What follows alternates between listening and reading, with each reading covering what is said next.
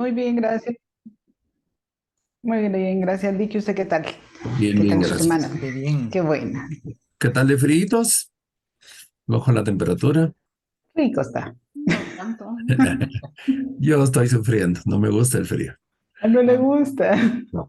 Yo amo el frío. En términos, en términos chapines, soy culeco para el frío.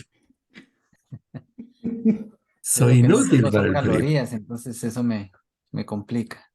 ¿Perdón? Yo lo que no tengo son calorías, entonces eso me complica, Sí, ¿cierto? sí, Sí. cabal. Sí, sí, sí. Es época de estar gordo para, ¿cómo se llama? Para tener calorías, ¿verdad? Gordo o acompañado y ninguna de las También. dos, entonces estoy fregado. Sí, pero sí está frío. Y dicen que va a bajar un poquito más la temperatura. Pero bueno, es Sí, parte de diciembre y enero, que generalmente es más frío. Bien, vamos a empezar con la segunda sesión. El día de hoy voy a compartir mi presentación. Ustedes me dicen si ya la ven. Sí. ya. Sí.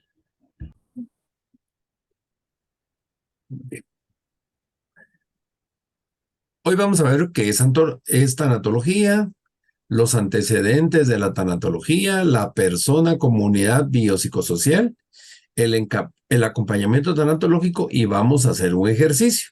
Y vamos a empezar con un ejercicio, así que les voy a pedir que tengan papel y lápiz para hacer el trabajo. Entonces, vamos a hacer una dinámica que se utiliza muchísimo como intervención en psicología, en coaching, en acompañamiento, en counseling, en todos lados. Y fíjense que es una forma muy gráfica de que las personas se puedan expresar. Entonces, les voy a pedir, por favor, que en una hoja eh, hagan ¿cómo se llama? Uno, dos, tres, que la partan en ocho. Los que son perfeccionistas, pues agarren su reglita, lo hacen medido y todo. Los que son más prácticos, pues háganlo al cálculo, como ustedes quieran.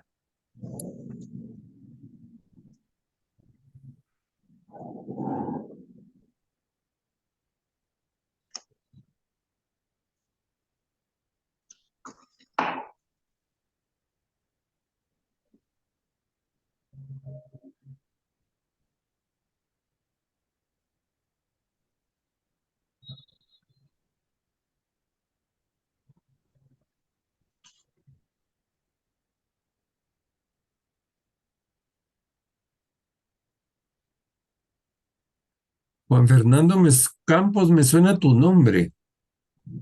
Te conozco, creo, o no. ¿Quieres apagar el micrófono?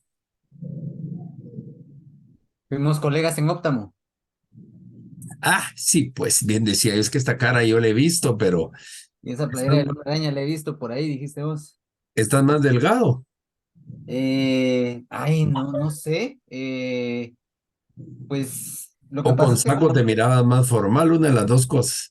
probablemente. Es que lo que pasa es que como no tuvimos chance de convivir presencialmente nunca con vos por todas las cosas que nos tocó dar mucho virtualmente y todas las sesiones que tuvimos fueron virtuales. Sí, sí, es que yo miraba el nombre y decía, este no me va de bajar libros, mejor te pregunto, si no, se me va. Pero es un Bueno, gusto, de verdad, aprender de gra- vos. gracias igualmente. Bien. Entonces, permítanme que hay personas que están ingresando. ¿Cómo van? ¿Ya terminaron su cuadrito? Ya. Bueno, Ya. entonces, ¿qué es lo que vamos a hacer? Bueno, si quieren, primero les voy a explicar qué es cada uno de los aspectos y después les digo qué es lo que vamos a hacer. Estos son 8 aspectos, si quieren, los más generales con los que nos enfrentamos en la vida. Pero vamos a encontrar personas que alguno de esos no le interese, sino que quiere agregar otra cosa, pues también lo pueden hacer. Entonces, Pongo la cuando prueba yo, pero hablemos, voy a partir con el aspecto social. El aspecto social es todo mi entorno, mis amigos, eh, Sí. familia lejana, con las personas que yo me relaciono. Griego 2023.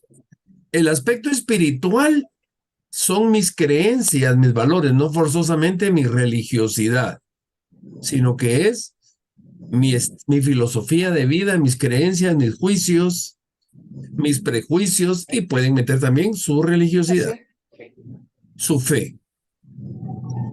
El aspecto físico es mi cuerpo.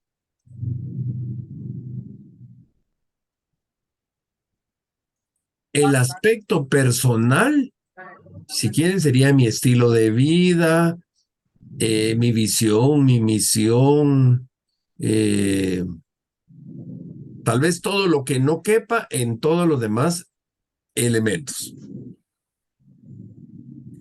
Mi aspecto afectivo es mi área emocional y ahí puedo involucrar, si quiero, en el aspecto afectivo, mi relación de pareja. En el aspecto laboral, mi trabajo o mi área profesional. El aspecto educativo, mis estudios, todo lo que he aprendido. Y mi aspecto familiar sería mi familia, mi núcleo primario, la familia con la que vivo. ¿Sí? ¿Alguna pregunta de cada uno de los aspectos? ¿Solo podría repetir, por favor, licenciado, el social? El aspecto social sería todo mi entorno, mis amigos, tal vez mi familia, la familia de mi pareja, familia lejana, con la gente con la que yo me relaciono. Gracias. ¿Alguien más? Bueno, entonces ahora lo que vamos a hacer es, fíjense que se los puse de 0 a 8. Alguien me va a decir, ¿por qué no lo puso a 10? Porque generalmente estamos acostumbrados a calificar sobre 10 o sobre 100. Para sacarlos del concepto los vamos a calificar sobre 8. Y entonces yo quiero que ustedes se evalúen cómo consideran que está su aspecto. Por ejemplo, en mi aspecto social, estoy mal. El estar mal no significa de que no tenga amigos, porque puede ser que tenga muchísimos amigos, pero yo no me quiero relacionar ahorita con nadie. En un proceso de pérdida puede pasar eso. El aspecto laboral puede ser que yo esté trabajando mucho, pero no me guste mi trabajo, tenga conflictos en mi trabajo. A nivel educativo puede ser que he estudiado mucho, pero de nada me ha servido el estudio, etcétera. Cada quien lo interpreta a su manera. Cuéntame, Gladys. Muy buenas noches. Solo quiero Hola. saber, ¿tenemos que describir algo de cada uno de los aspectos o únicamente la puntuación? Ahorita vamos a eso. Entonces, ahorita ya les expliqué los aspectos y ahorita lo que van a ustedes ubicarse es si están bien o si están mal. Siendo 0, lo más bajo, o sea, es 0 es estoy muy mal y en 8 estoy muy bien. Y lo que van a hacer, de acuerdo a lo que pregunta Gladys, es solo se van a puntear. Entonces, si por ejemplo en el aspecto social estoy en 6, pues voy a poner un puntito por acá. Si en el aspecto espiritual estoy en 4, pues voy a poner un puntito por acá y así sucesivamente. Y ya que tengan sus puntitos, quiero que por favor los unan de esta forma. ¿Estamos claros qué van a hacer? Les voy a quitar el dibujito para no sesgarles su interpretación. Entonces ustedes van calificándose cómo están de acuerdo a como ustedes consideran. Repito, siendo 0 lo más bajo y 8 lo más alto. ¿Alguna duda de qué van a hacer?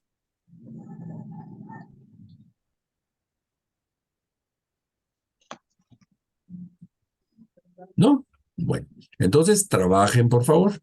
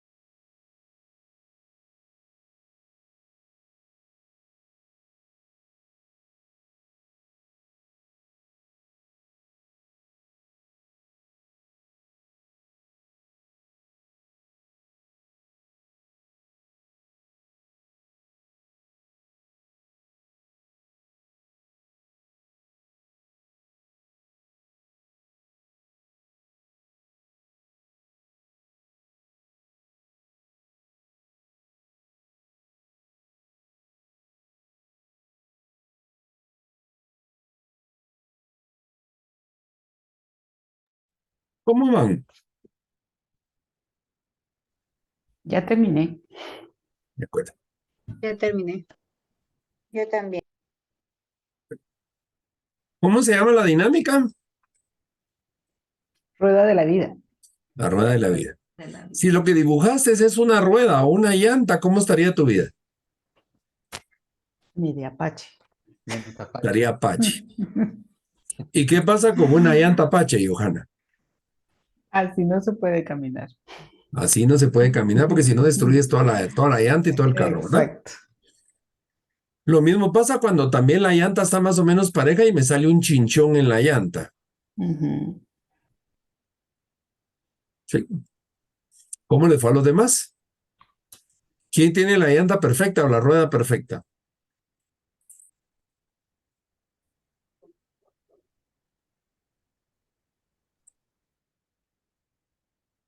Cuéntame, Adela. ¿Tienes apagado el micrófono?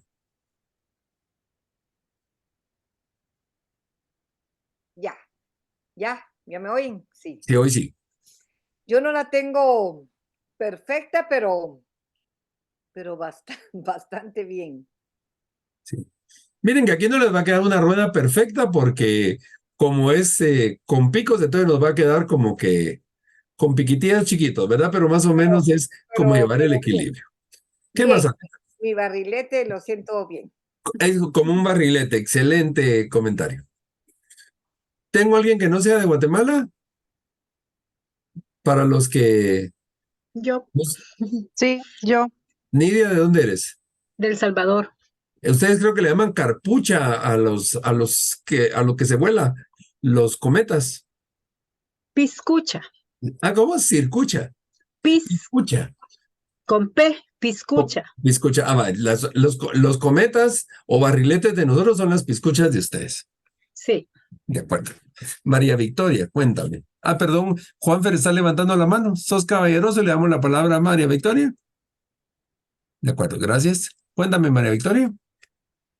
bueno, yo soy de Colombia, entonces no entendí ninguno. Ah, son El- cometas, unos como cometa, cometas, normal, sí. la cometa que uno eleva, Eh, ¿sí? ah, eh, es este, ¿ves? Sí, Por ejemplo. sí, es cometa la que se eleva, María Victoria. Sí, Ok, muchas gracias. de acuerdo. Juanfer, ¿Cuál sería tu interpretación de una rueda que, digamos, sea simétrica pero pequeñita? Es decir, pensemos todos muy parejos pero a un nivel bajo, o sea, llamémosle tal vez a un nivel de 3. O sea, digamos, al final es una rueda que, digamos, es simétrica, es una rueda, no es una llanta Apache que tiene esas partes como que bajones, ¿verdad? Que tal vez de un 7 bajaste a un 3, pero si miras muy seguido esa parte, o sea, es muy homogénea, pero a un nivel bajito. No sé si me dio a oh, entender. Todavía no te voy a dar mi interpretación, porque primero quiero ver la interpretación de ustedes. Ok. De acuerdo. Margarita, tienes apagado el micrófono. Ya, ahorita sí ya. Ahorita sí. En general estoy bien, en donde baja mucho es en el área social. Entonces es como que ahí fuera el punto en donde como que me hundo, es como un barrilete, pero ahí en ese momento como que se va de un 8 a un 5 abajo, ¿verdad? Es una diferencia pues bastante grande en relación al resto, ¿verdad? Y entonces aquí mi pregunta, perdón. ¿Te habías dado cuenta de que tu aspecto social está muy bajo en comparación de todo o hasta hoy que hiciste el ejercicio? No, me cuesta socializar mucho desde la muerte de mi hija. Ah, interesante. No puedo estar entre un grupo de personas que no sean conocidas. Por ejemplo, me invitan a 50 años de matrimonio o cosas así y no me siento capaz de estar entre ese grupo de gente. ¿Y el aspecto Mi familiar? familia, ¿Cómo te perdón, salió? ¿Y el aspecto familiar cómo te salió? ese está bien, con mi familia estoy bien. Ya, o sea, Es puedes asistir a alguna actividad con tu familia, pero no a una actividad social. así es, así es. Interesante. Bien. Entonces, ahorita vamos a seguir analizando. Cuéntame, Gladys.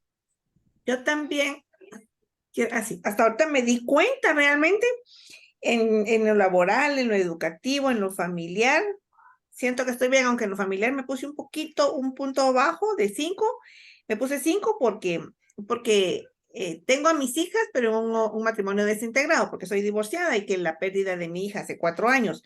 Pero donde me di cuenta que en lo social también me coloqué un 2 y me coloqué un 2 en lo físico, tomando en cuenta mi aspecto físico. Yo lo tomé así como que no estoy muy contenta cómo está mi cuerpo, porque lo he abandonado mucho en el área de ejercicios, de alimentación, pero en el área social bajé a 2 y ahorita que lo estoy analizando, si yo doy clases y estoy supuestamente bien, ¿por qué bajé tanto esa área social, verdad?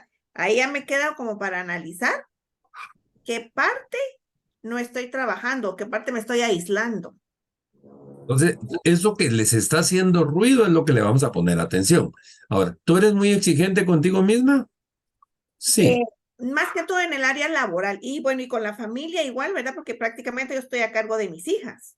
ya. Pero es que Entonces, vienes y dices que te sientes un poco, te pusiste física 2 porque estás un poco mal. Si te pusiste 2 es porque estás mal. sí, me puse 2 porque yo ahorita que dije, ¿por qué me puse 2? Pensando en lo físico del cuerpo, porque no sé, yo no escuché muy qué área íbamos a agarrar, y entonces no estoy contenta con mi cuerpo, ¿verdad? Con mi forma de tratármelo. Después de la muerte de mi hija, siento que me ha abandonado un poco esa área. Pero fíjate, me he abandonado un poco Me ha abandonado mucho. y te calificaste hasta 2. Sí, me ha Sí, abandonado bastante. de acuerdo. ¿Alguien más?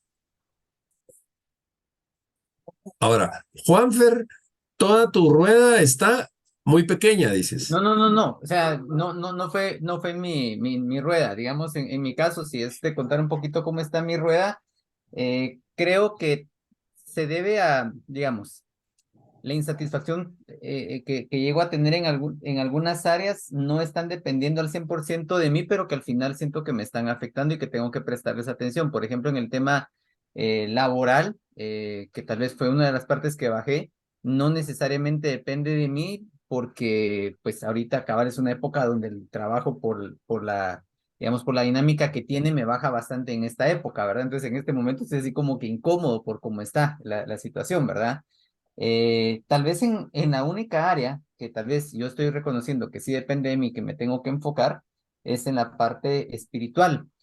Y siento que sí, yo personalmente, ahorita que mencionabas el tema de la exigencia, sí me exijo un poco en esa área, ¿verdad? O sea, sé que tal vez no estoy mal, pero desde mi propia calificación y mi propia procesión, sí me la califiqué bajito. Por ejemplo, en el resto de las áreas, pues creo que gracias a Dios, digamos, el área de familia para mí ahorita, pues yo tengo 4 años de estar separado, 2 años de que mis hijos viven conmigo, vivo con 2 adolescentes, y es mi área mejor punteada ahorita, o sea, es lo mejor que me puede estar pasando ahorita, estar viviendo con aquello, ¿va vos? Entonces, en medio del trajín que pueda representar estar con dos adolescentes, ¿va? Pero créeme que ahorita para mí esto es parte de lo más lindo que me puede estar pasando, ¿verdad? Entonces, eso. Pero digamos, me entró la duda en el pensar cuál sería como tu apreciación de una rueda homogénea, pero Va. panchita, ¿va? Pues, Esa va a ser como la tercera o cuarta fase. Ahorita vamos todavía por la primera fase. ok. Vamos a la segunda fase. ¿Cómo les gustaría que estuviera su rueda? Entonces, ahora, en la misma gráfica, la van a puntear. Entonces, por ejemplo, ¿quién fue Gladys? Digo, en físico estoy bajo y eso me preocupa y quiero subir a 6. Pero si subes a 6 y todo lo demás lo tienes en 4, tu pinchazo se va a convertir en un chinchón. Entonces, ahorita, por favor, hagan su rueda que les gustaría tener. En dónde tienen que mejorar, en dónde tienen que bajar, en dónde se tienen que quedar igual.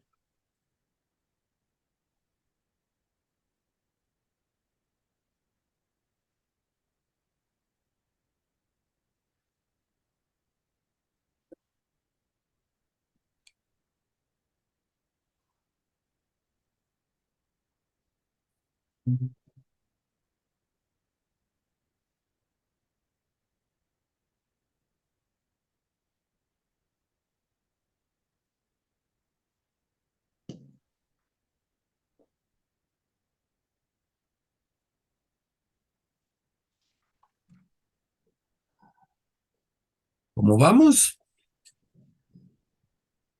Listo. ¿Alguien que quiera comentar algo? Margarita. Yo el único lugar que, pues la única área que yo siento que me urge mejorar es en la social, porque pienso que debo aprender a manejar porque es como que yo estuviera escapando al hecho de haber perdido a mi hija al aislarme. Entonces yo siento que en lo social es donde yo debo trabajar más, en poder estar en reuniones, en poder sentirme en paz en una reunión sin necesidad de estar recordando cosas, pues tristes al final, ¿verdad? Pero de ahí por lo demás, yo siento que en lo demás yo estoy dentro del parámetro en que yo quisiera estar, ¿verdad? No es 8, tal vez es 7, pero ese es mi parámetro, ¿verdad? No quiero estar más arriba de eso. De acuerdo. Entonces, tú ya le echaste como limoncito a la llaga y sabes qué es lo que tienes que trabajar y sabes qué te está pasando. Entonces, ahí puede Sí, ser que haya alguna evasión, alguna evitación, etcétera, que lo vamos a ir viendo en el transcurso de las sesiones. y yo pienso que a mí me está ayudando mucho también el hecho de que estoy en terapia. Entonces eso me obliga a mí a pensar más profundamente en todas las cosas de lo que me va sucediendo durante los 15 días en que dura una sesión de la otra, ¿verdad? Entonces Excelente. voy encontrando las razones por las que yo no quiero estar ahí o prefiero estar ahí en lugar de estar en otro lado, ¿verdad? De acuerdo.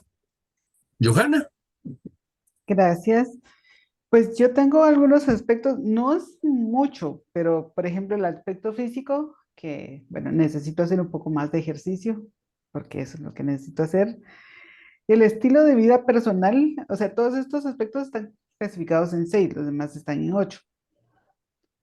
El estilo de vida personal creo que a veces soy como un poco haragana, que tiendo a ser como, ay, qué pereza, y ya no quiero hacer ciertas cosas, entonces como que caigo en esa situación. En el aspecto afectivo, pues, pero no sé si entendí bien lo del aspecto afectivo, que son las emociones y lo de pareja. O sea, no tengo pareja, pero yo emocionalmente estoy bien. Entonces no sé si... Puedes estar bien, pero puede ser, mira, puede ser que tengas pareja y estés frustrada, como puede ser que no tengas pareja y estés feliz. ¿Qué será eh, mejor? Eso tú lo estoy decides. feliz. Porque yo no te voy a decir, tienes que tener pareja, Ajá, sino que exacto. es cada quien, porque recuérdense que aquí estamos analizando mi vida, Mi vida, sí. mi significado. Y entonces ahorita, este es un ejercicio de tanatología donde yo te estoy acompañando, o en este caso, a Margarita también, y a Margarita ya descubrimos dónde está su duelo, o ella descubrió. Y entonces vamos a ir generando algún plan de acción. ¿Sí estamos? Sí. Bueno, entonces, Johanna, perdón, ya hablaste, ¿verdad? Sí, Sí. gracias. Ahora, la pregunta de Juanfer, que le había hecho cuarta fase, pero va a ser tercera fase. Bueno, la voy a quitar todavía. Miren, por ejemplo,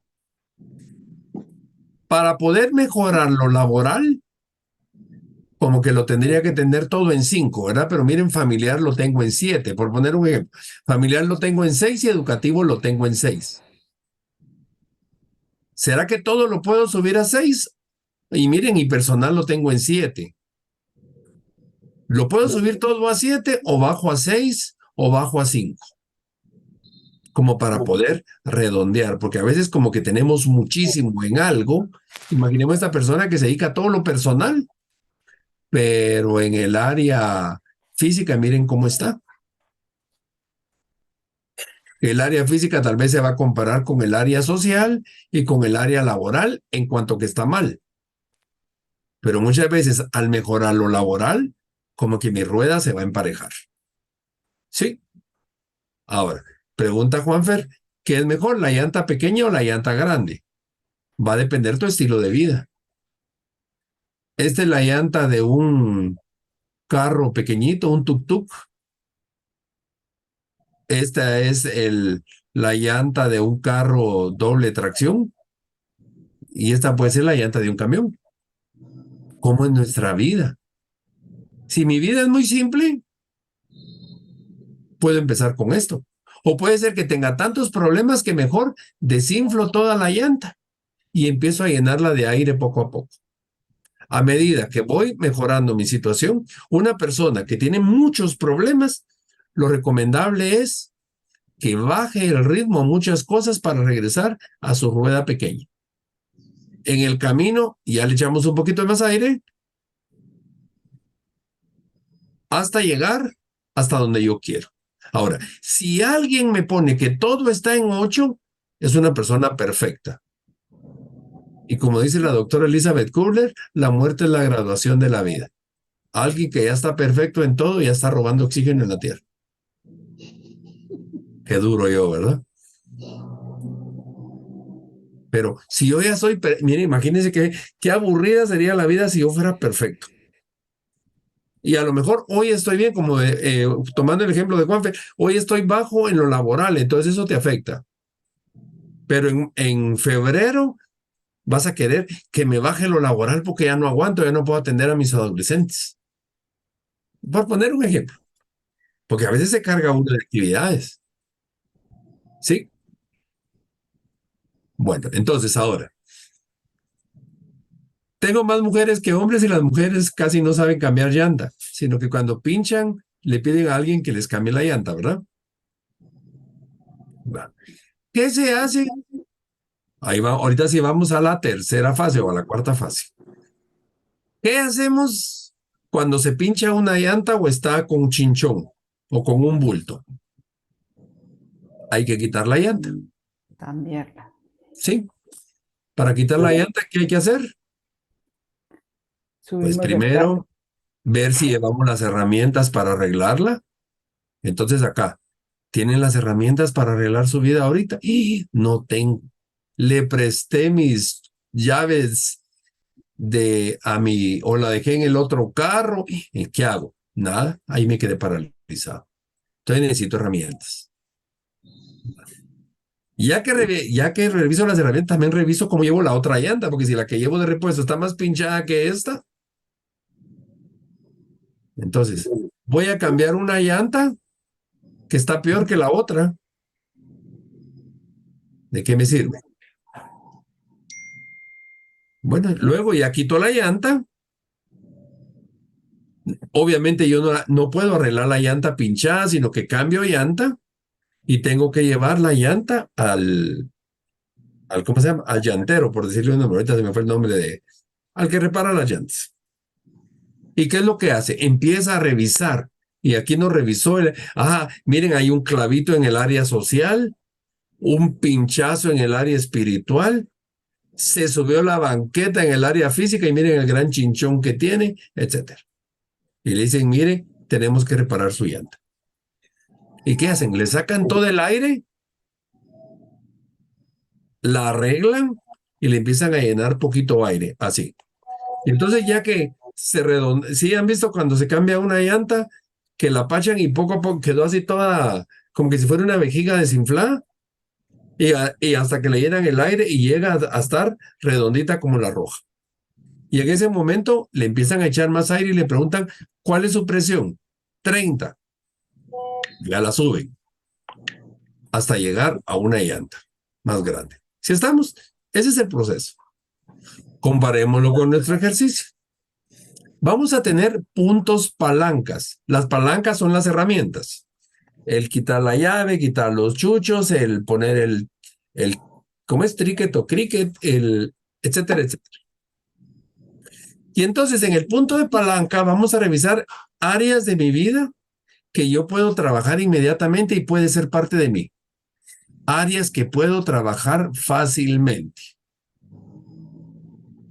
Mientras que el punto de impacto van a ser las áreas de largo plazo que quiero lograr. Es el área más importante. Entonces viene Johanna y me dijo, es que soy muy haragana. ¿Te costaría dejar de ser haragana? Sé sincera contigo mismo.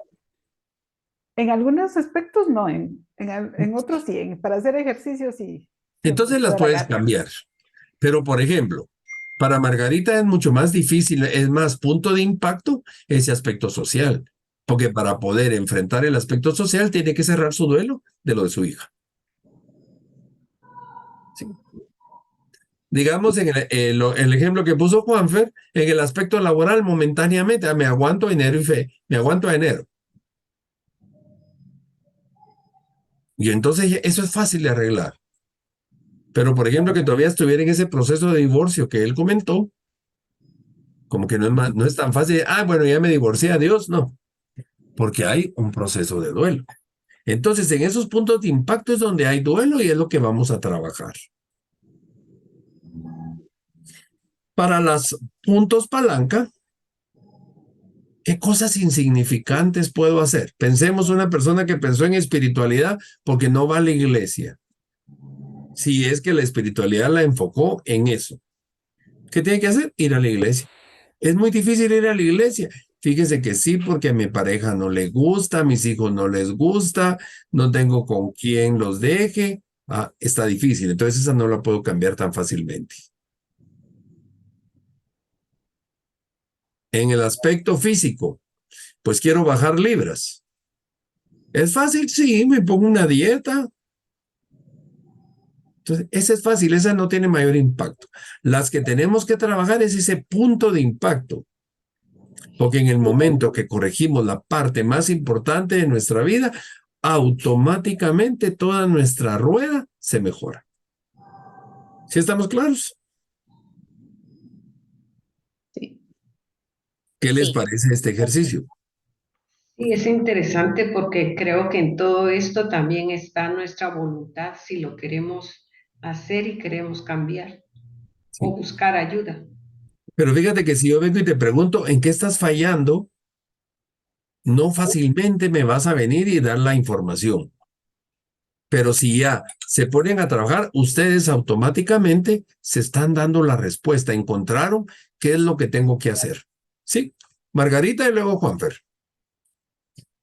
Yo siento que lo que sucede es que cuando uno tiene una pérdida muy fuerte en su vida, en automático es como que uno mismo se abandona. Hablando, por ejemplo, de lo físico que decía la compañera, yo siempre he sido mucho de ejercicio, tengo muchísimos años de hacer ejercicio, sin embargo, llegó un punto en que dejé dieta, dejé ejercicio, no me quería tomar vitaminas, no quería hacer nada, es como que uno se abandona por el mismo estado de, pues no depresivo, porque tal vez no es depresivo, sino es un estado de, como quien dice, ya no quiero nada, ¿verdad? No, luché tanto por ella y no logré nada, entonces yo siento que todo viene a redundar en que, como dice usted, tenemos que tratar de solventar esa pérdida para poder recuperar hasta el mismo ánimo de ponerme a hacer ejercicio, ¿verdad? Porque todo requiere un esfuerzo no solo físico, sino emocional, ¿verdad? Y si uno está emocionalmente muy bajo, es muy difícil empezar a hacer un ejercicio o algo que a uno le está costando hasta moverse de un cuarto para el otro, ¿verdad? Pero digamos, ese caminar te va a ayudar un Sí, poco, pero no te va a solucionar tu situación real. no, Entonces, muchas veces podemos empezar trabajando con los puntos palancas, porque es lo más fácil. Y vamos a dejar hasta que estemos preparados o hasta que superemos el duelo, si es que estamos trabajando por un duelo, llegar al punto de impacto. Entonces vamos a ir trabajando poco a poco las herramientas. Sí. sí, en mi caso, perdón, licenciado, que le interrumpa tanto, pero en mi caso, lo que yo hice con el segundo aniversario de la muerte de mi hija es yo sola decirme, ya es tiempo de dejarla de llorar. Ya es tiempo de empezar a recordarla con alegría, con felicidad.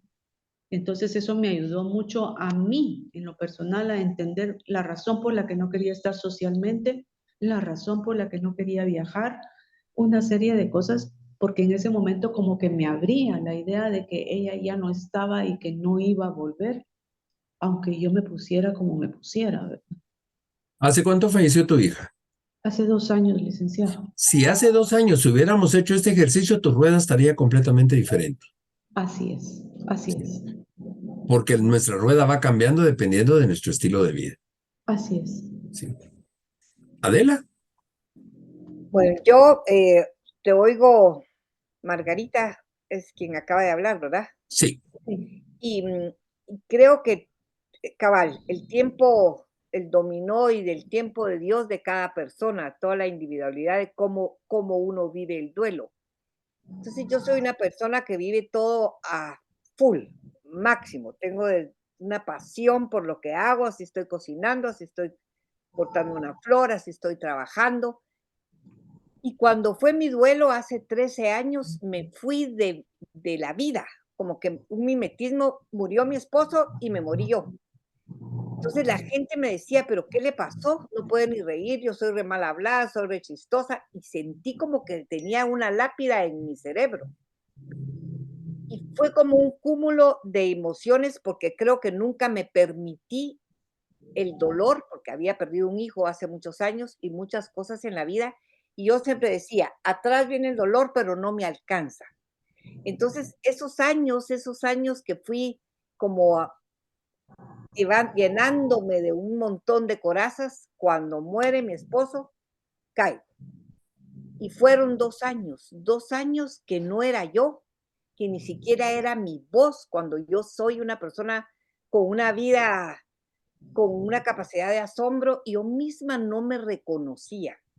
Entonces, yo siento que después de 2 años, espero en Dios, a ti, Margarita, esas decisiones que uno toma en la vida, y yo empecé como a hacer esta rueda sola, como hacer mi terapia sola, y empecé a ver esa palanca de las cosas que yo me apasionaban más. Por ejemplo, trabajar, leer, y me fui como metiendo en esas palancas que yo sentía que ahí podía amortizar mi dolor, se puede decir, y salí.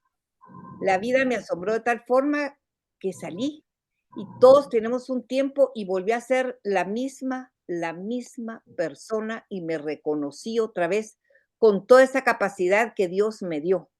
Y empecé a tener esa fortaleza, pero sin corazas, sin máscaras. Y esta palanca me encanta porque yo tal vez no la diseñé así, licenciado, pero fui como agarrando mi parte familiar, mi parte social, mi parte espiritual, y fui trabajando una a una.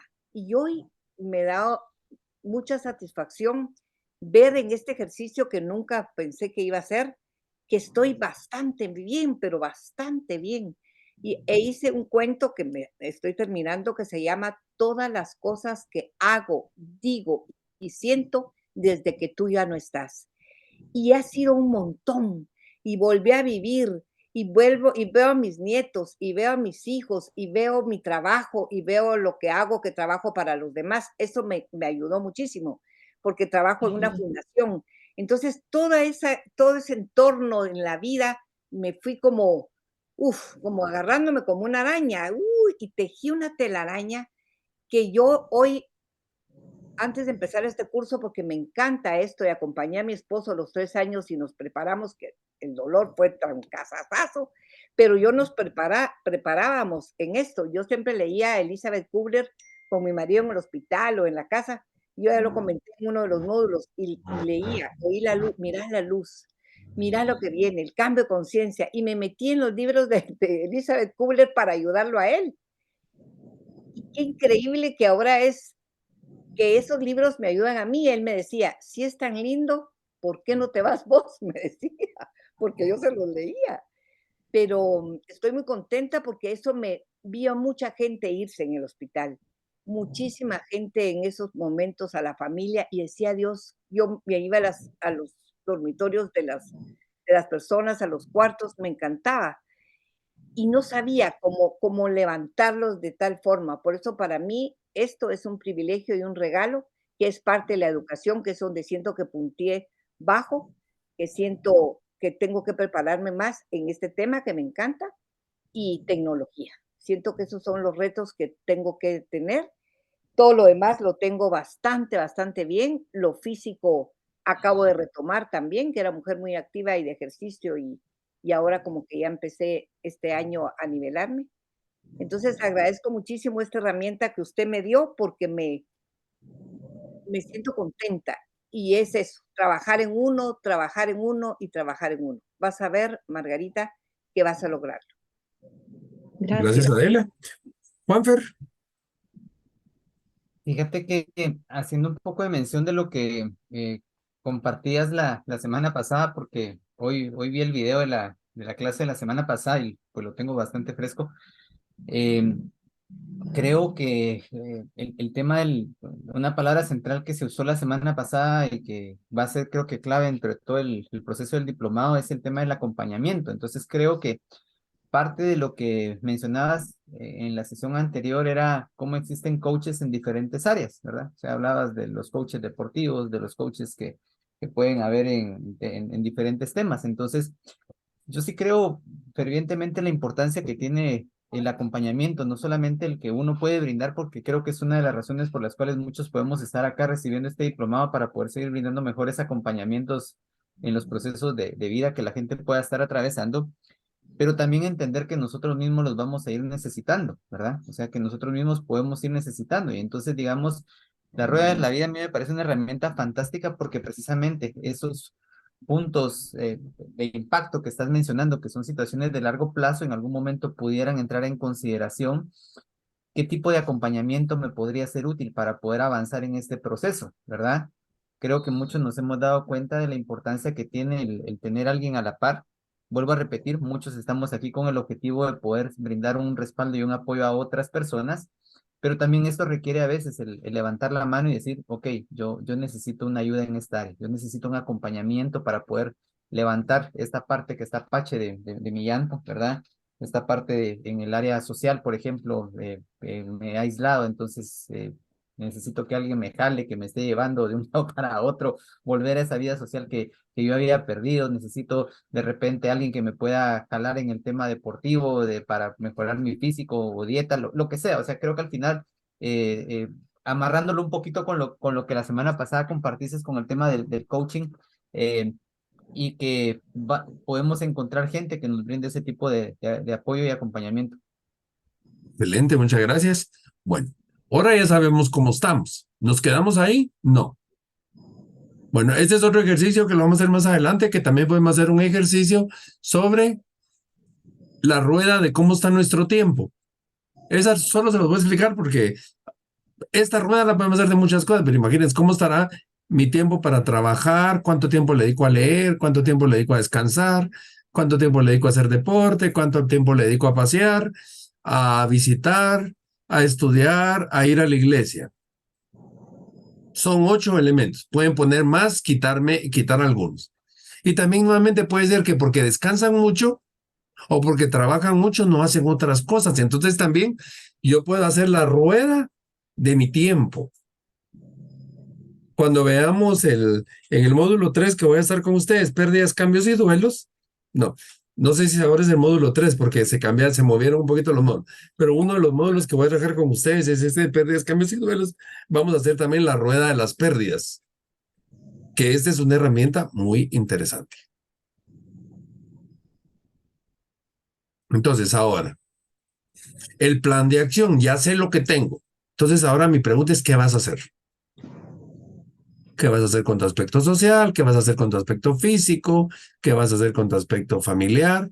Ya sé dónde está la piedrita que me está lastimando en el zapato. Entonces, ¿qué vas a hacer?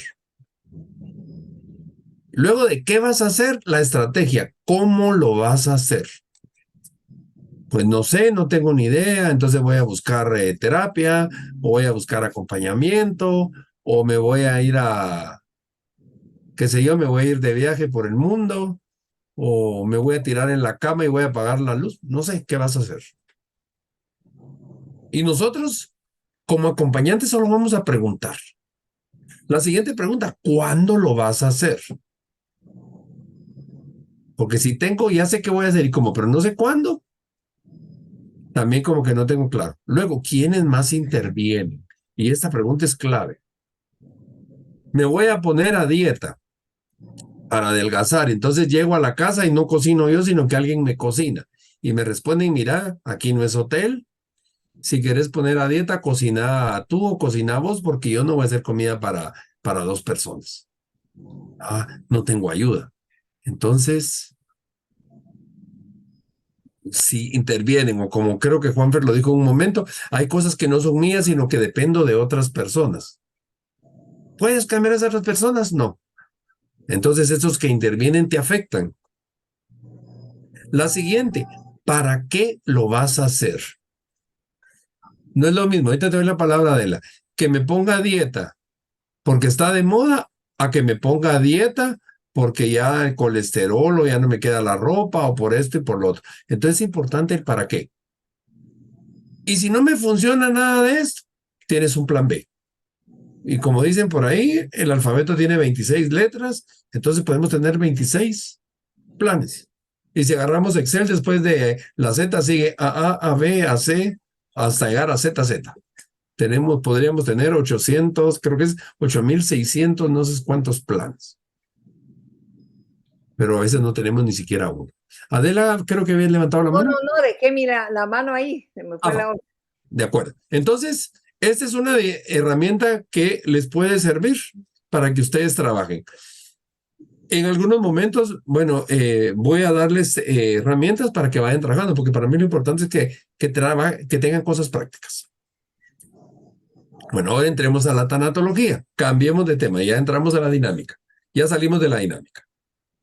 ¿Se recuerdan que estas presentaciones se les suben a Classroom, verdad? La tanatología es una disciplina integral que aborda todo lo relacionado con el fenómeno de pérdidas de todo tipo que provocan, por ejemplo, sufrimientos psicológicos, desde pérdidas materiales como un robo, un secuestro, una desaparición, pérdidas físicas como un accidente, una enfermedad, la vejez, la muerte, pérdidas sociales como rompimiento de relaciones, pérdida de trabajo, movilidad, entre otros. En los años de 1900 a 1920, la tanatología se miraba solo un estudio de la muerte, era un estudio forense. Hoy se habla de pérdidas y duelos. Y se recuerdan al final de lo que mirábamos la semana pasada, esos cambios de 1980, del 2000 y todo, nos tenemos que adaptar a nuevas cosas. Y perdemos. Margarita hace 2 años, Adela hace 14 años, su vida les cambió.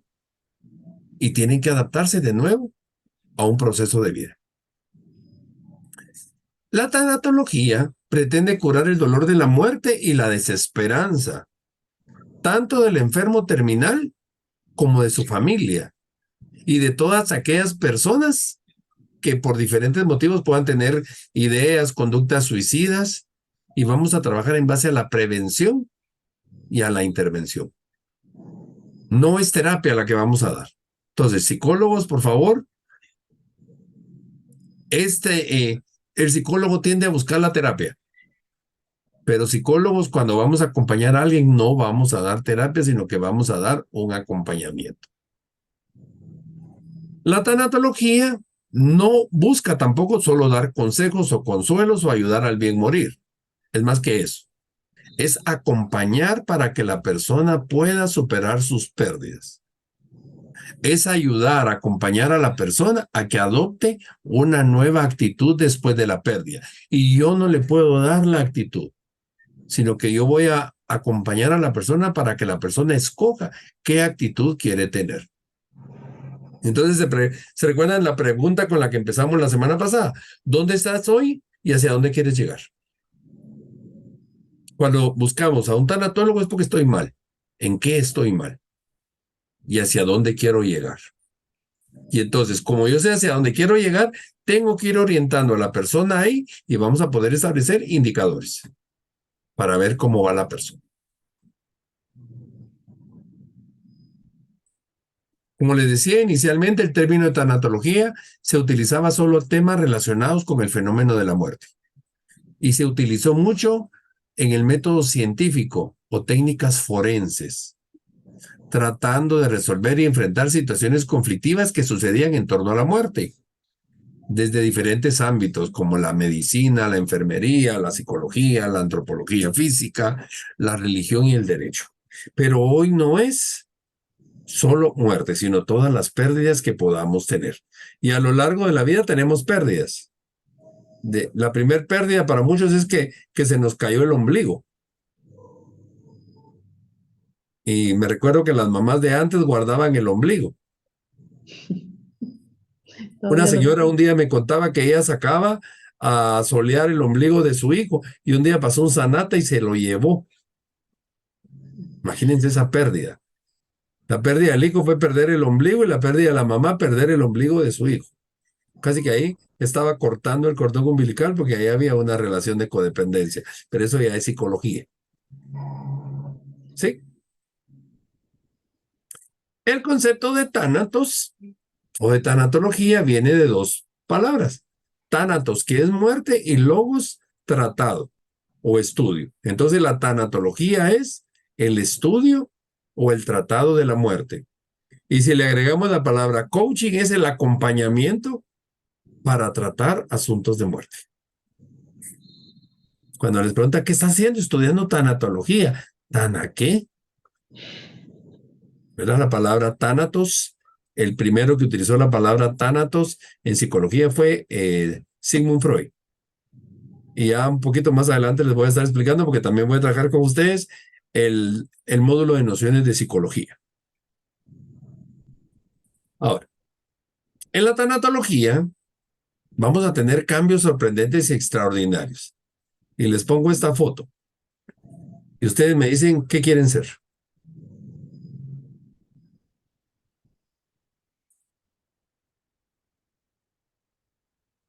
¿Qué quieren ser? La mariposa. Yo la mariposa. Sí. Y la mariposa es bonita. Pero la mariposa, cuando ella es mariposa, ya se va a morir. Pero yo quiero volar. ¿Quieres volar? Volar. Volar. ¿Como sinónimo de volar o como sinónimo de morir? No, como sinónimo de volar, de sentir libertad, Aunque sea por poco tiempo. aunque sea por poco tiempo. De acuerdo, interesante. Y hay personas que casi nadie quiere ser larva porque tan feos los gusanos, ¿verdad? Pero ese gusano se está preparando y cuando estamos en un proceso de duelo, nos sentimos gusanos.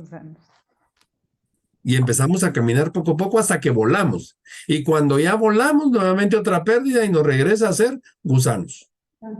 Este es nuestro, si quieren, como el tornillo sin fin de la vida.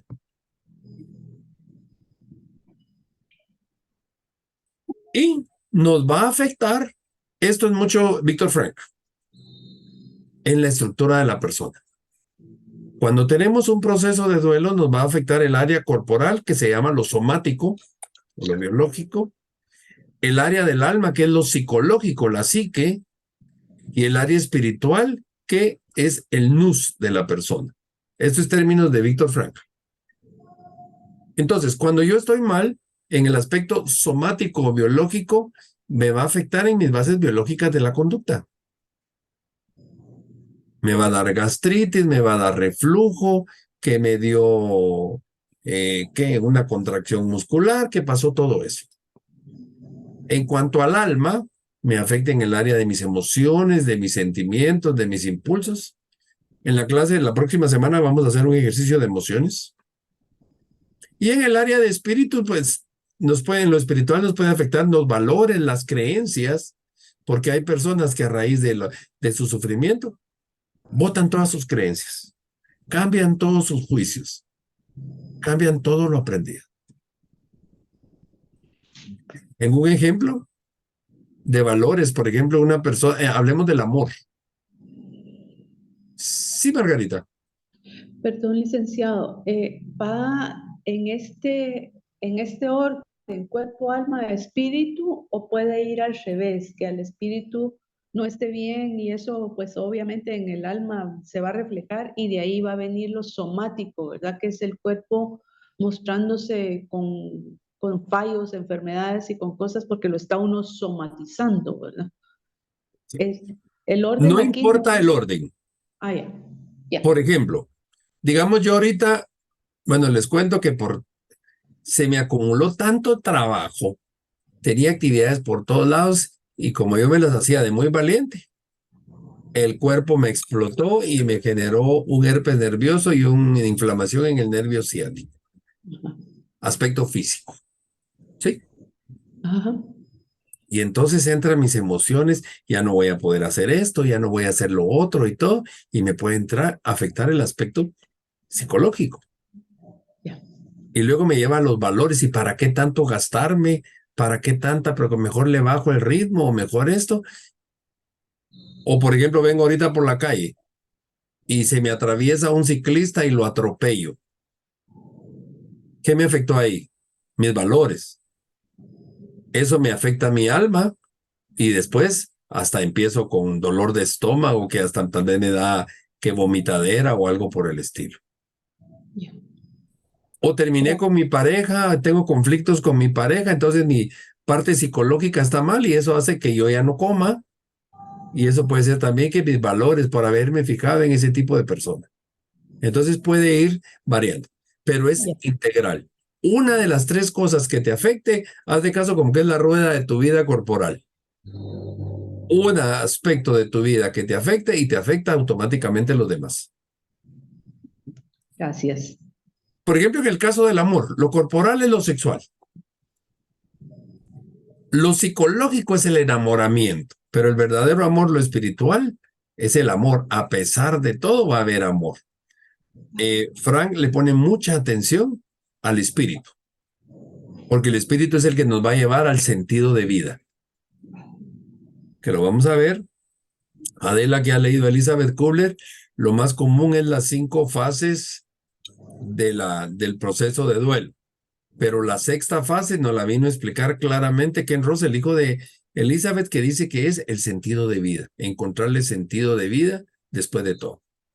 Lo vamos a ver más adelante. Ahora, el ser humano, también me estoy metiendo a Víctor Frankl. El fundamento esencial del ser humano son 2 cosas: la conciencia, que es mi órgano moral que indica mi sentido de vida. Yo decido la responsabilidad. Yo decido de acuerdo a mi órgano moral. Si a raíz de la muerte de mi hija, yo decido que me voy a encerrar y me voy a vestir de negro para toda la vida, esa es mi conciencia. ¿Y quién soy yo para sacar a la persona de que no tiene que hacer eso?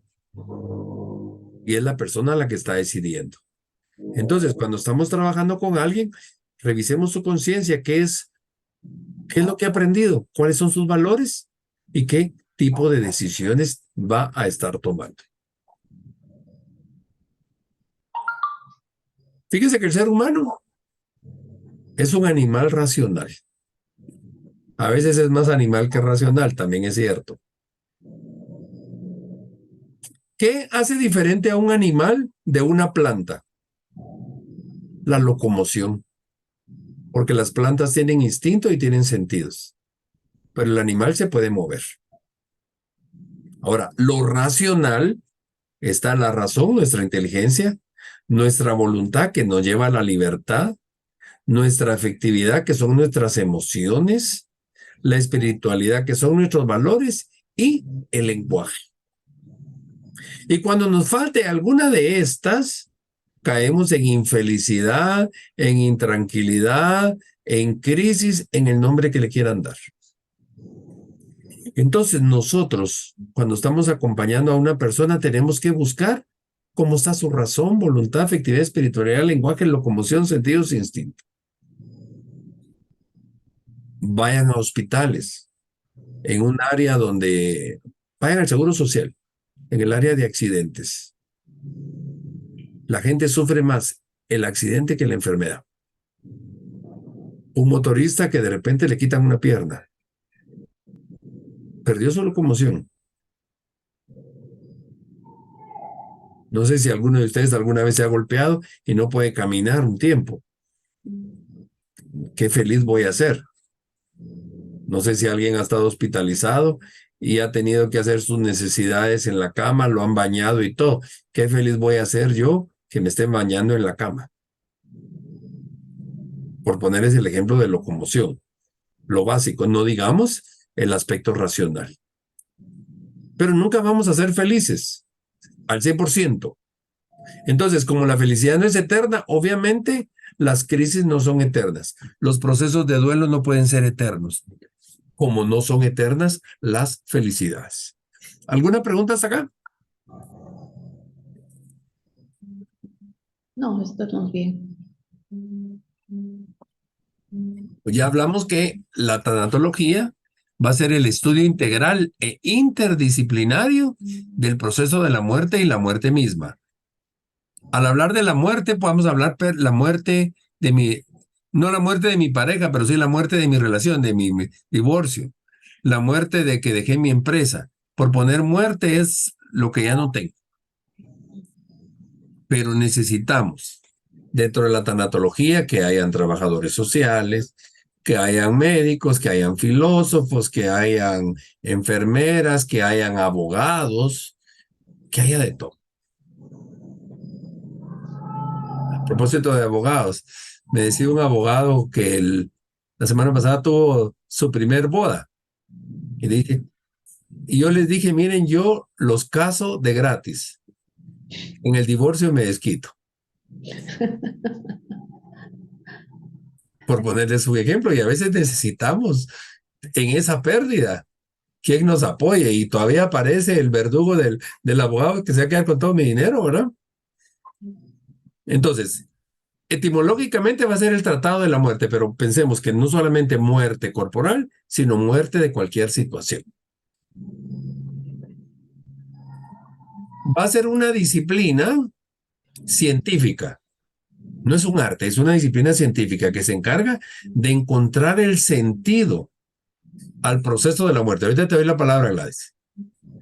A los ritos y al significado que tiene ese proceso, que va a integrar a la persona como un ser biológico, un ser psicológico, un ser social, un ser espiritual, para vivir en plenitud y buscar la trascendencia. Como decía Margarita, quiero volar, ¿cómo voy a volar? Y para eso necesito a veces, mi ala se quedó trabada ahí biológicamente o psicológicamente o espiritualmente. Volar es quiero ser libre. Cuéntame, Laís. Yo estaba viviendo una vida un poquito victimizándome por todo. Cuando reaccioné, yo ya había estudiado la psicología, yo ya daba clases en la universidad y sin embargo no me estaba dando cuenta cómo me victimizaba. Yo empezaba porque yo no crecí con mis papás, yo crecí con mis abuelos, ay, pobre de mí, ¿verdad? Después me fue mal en mi matrimonio, me divorcié, ay, pobre de mí. Pero el cuentazo más grande fue cuando murió mi hija. Entonces yo decía, ¿qué me está pasando? Porque empecé con que, ay, pobre de mí, pero ¿por qué? Empecé a darme cuenta de que todo era victimizarme. Yo quería que toda la gente me pusiera así como la atención. A los 6 meses de mi hija murió mi papá abuelo y ahí sentí otro golpe bien fuerte y reaccioné y me di cuenta de que yo no era víctima, que yo no estaba llevando mis procesos a cabalidad y que en la vida, por supuesto, ¿verdad? Hay cosas que yo no dependían de mí. No haber crecido con mis papás no dependía de mí, pero el ser feliz en la vida que me había tocado sí dependía de mí. Cuando me di cuenta que mi divorcio se vino porque yo no era feliz, o sea, no vivíamos feliz y había un conflicto muy, muy grande. Entonces, yo no era la víctima, sino que yo había salido de una relación mala. Cuando murió mi hija, por supuesto que el dolor fue grande, pero me di cuenta de que Dios en su infinita misericordia se la llevó para que ella dejara de sufrir, porque ella sufría, ella 18 años pasó con la enfermedad, a pesar de que estudió, se graduó, fue ingeniera, pero era un sufrimiento el que tenía. Y después se murió mi abuelo, yo dije, mi abuelo ya es grande. Mi papá era mi papá prácticamente, ¿verdad? Tenía 96 años. Yo dije, era tiempo que Dios se lo llevara para no caer en una enfermedad y dejar de caminar o dejar de hacer tantas cosas que él hacía antes, ¿verdad? Ser tan independiente. Cuando yo entendí esa parte de que nosotros no somos víctimas, o sea, yo no era víctima, sino que yo sabía que todo lo que estaba pasando tenía un porqué. Y empecé a encontrarle sentido a mi vida, porque sentí que a pesar de que daba clases, de que estaba con jóvenes, de que yo quería relacionarme porque me gustaba el cariño que estaba recibiendo, y pues me preparaba también para hacerlo, ¿verdad? No solo era así. Pero entonces me di cuenta de que no era eso realmente de lo que se trataba la vida. Y entonces estaba ese proceso de encontrar el significado a las cosas que pasan. Cuando uno llega a ese punto, cuando yo llegué a ese punto, empecé a sanar, porque ya se me quitó la rosácea, ya se me dejó de caer el cabello, ya no me dolían las rodillas y me dejaron de doler los pies. Ahí es donde encuentra uno ese sentido. Excelente, gracias por el ejemplo. Pero una persona en duelo, ¿se da cuenta de esto que tú estás contando, Gladys? No, a mí me llevó mi tiempo. Sí, porque cuando uno está en duelo, uno no sabe todo eso. Tú sabes que algún día, como dice, vas a ver la luz del túnel, al final del túnel, pero en este momento vas en el túnel. Pero yo sentí que reaccioné cuando mi hija tenía de haber fallecido 1 mes. Sí, porque muchas veces tocaste fondo. Digamos, cuando uno se va cayendo, no sé, alguna vez se han caído, ¿no? A mí me ha pasado un montón de veces. Y cuando uno se va cayendo, como que se quiere agarrar de algo. Y por quererse agarrar, más duro es el golpe. Entonces, mejor lo que hay que hacer es preparar el amortiguador para dejarme en el suelo y ya estando en el suelo me levanto. Sí. Pero qué fácil decirlo, pero es difícil entenderlo. Y en un proceso de duelo, la gente se siente víctima y los tenemos que entender y no le podemos decir, ay, usted por eso está sufriendo. No, cada quien. El niño que le tiraron su sabanita chuca con la que se dormía tiene el mismo dolor que otra persona que se le murió su perrito o que otra persona que se le murió la persona que más ama. Y ahí cada fue donde quien. me di cuenta de que yo quería encontrar un sentido especial para poder apoyar. Y ese es uno de los motivos por los cuales estoy aquí, para poder apoyar, porque he visto muchas mujeres que han perdido esposos o han perdido hijos, más que todo, que les cambia la vida y la amargura se apodera de ellos. En el sentido de que nosotros tenemos como acostumbrados, y decía la otra vez, ¿verdad? Entre nuestros rituales, el hacer, el que se tiene uno que vestir de negro cierto tiempo. Entonces, de una u otra manera, eso lo desgasta a uno también. Y ¿Y empezar entonces por qué estás de negro hoy? Ay, porque hoy tenía frío y no tenía que ponerme. No, solo lo pongo por el ejemplo, porque tú lo dijiste.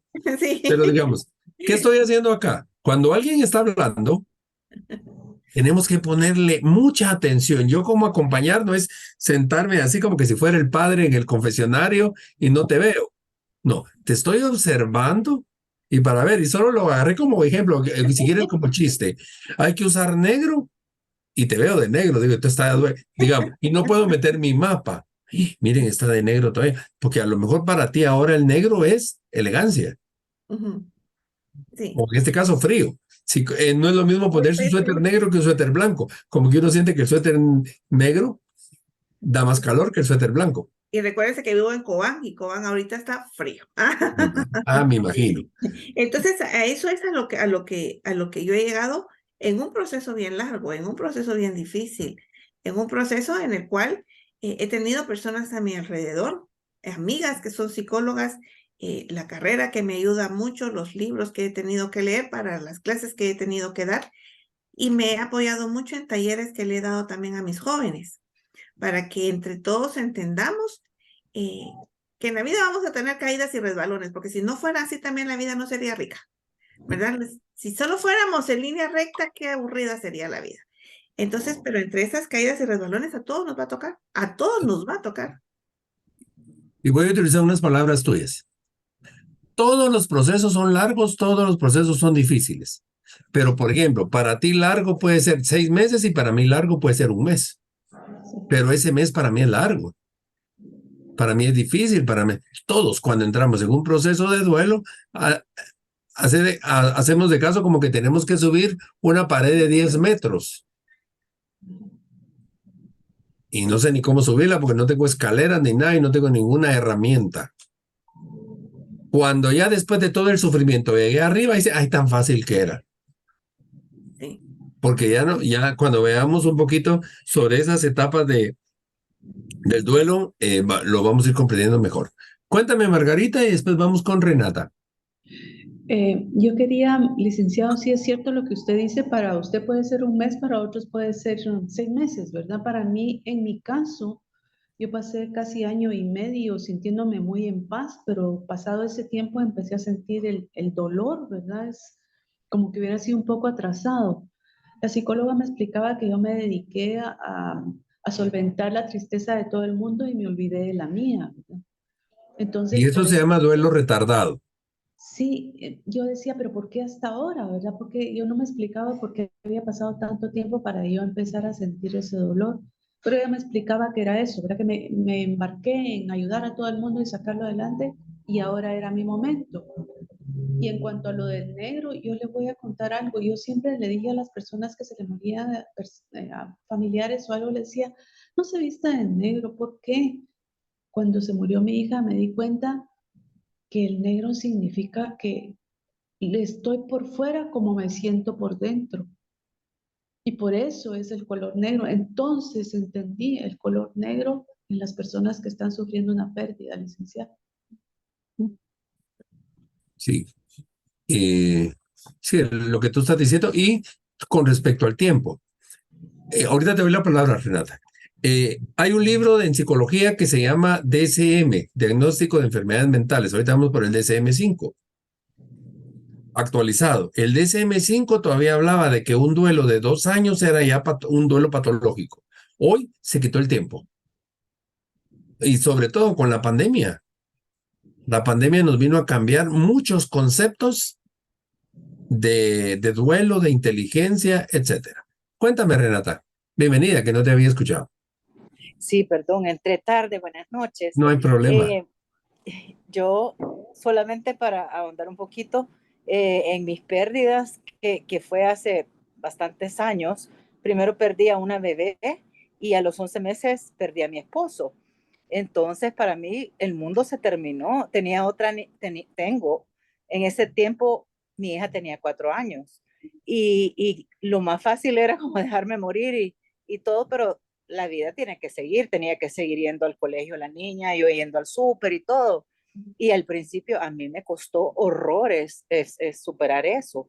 Pero llegó un momentito que me podía como dar permiso, y no sé si me voy a explicar bien, de sentir el dolor y sentía y la pasaba feo y después me sentía mejor después de haber hecho eso, de que con el tiempo podía sentir el dolor de la pérdida y eventualmente, pero a mí me costó bastante, me empecé a dar permisos en la vida, yo a mí misma, de ponerme rojo, de ser feliz, hasta que un día dije, quiero ser feliz de nuevo.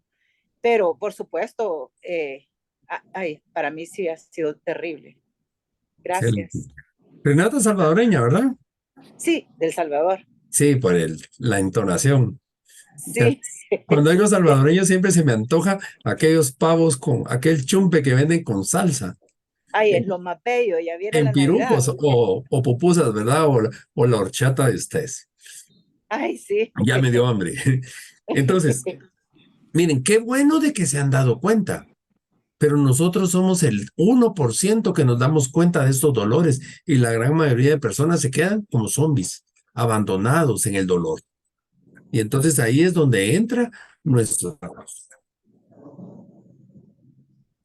La tanatología actual, perdón, me quedó un pedazo acá, también se encarga de duelos derivados de pérdidas significativas que no tengan que ver con muertes o enfermedades terminales. ¿Cuántas personas terminaron su relación de pareja y nunca más vuelven a ser felices? Renunciaron o los despidieron de aquel trabajo donde estuvieron 30 años y después ya no logran estabilidad en ningún lado, etcétera. Que lo vamos a estar viendo más adelante también. Hoy, como les decía, la tanatología no solo se va a encargar del estudio de la muerte y de los moribundos, sino de la vida misma y de aceptar las pérdidas que el ser humano enfrenta a través del ciclo de vida. ¿Cuántas pérdidas hemos tenido? ¿Se recuerdan? Les dije, empezamos por perder el ombligo. A los 6 años perdemos los dientes. En el transcurso de la infancia, quien ha tenido mascota perdió una mascota. O le tiraron la sabanita chuca con la que dormía. La primera pérdida en el noviazgo, en la pubertad, en la adolescencia. Mi primer fracaso en el trabajo, etcétera. Nuestra vida es constante pérdidas. Pero si yo me quedara, creo que fue Gladys la que dijo, si no hay resbalones, como que la vida no es rica. ¿Qué pasa si yo me hubiera quedado en la primer pérdida? En la pérdida del ombligo. Ya, miren, hace cuánto tiempo que ya no estaríamos en este mundo. Llorando mi ombligo todavía, ¿verdad? Entonces, es un proceso. Ahora veamos un poquito de antecedentes históricos, así muy rápido. La tanatología empezó en la época medieval. En ese entonces todavía no existía el protestantismo, solo estaba el cristianismo único y quienes atendían eran las órdenes religiosas, las monjitas principalmente. Y eran más que todo las hermanas de la caridad.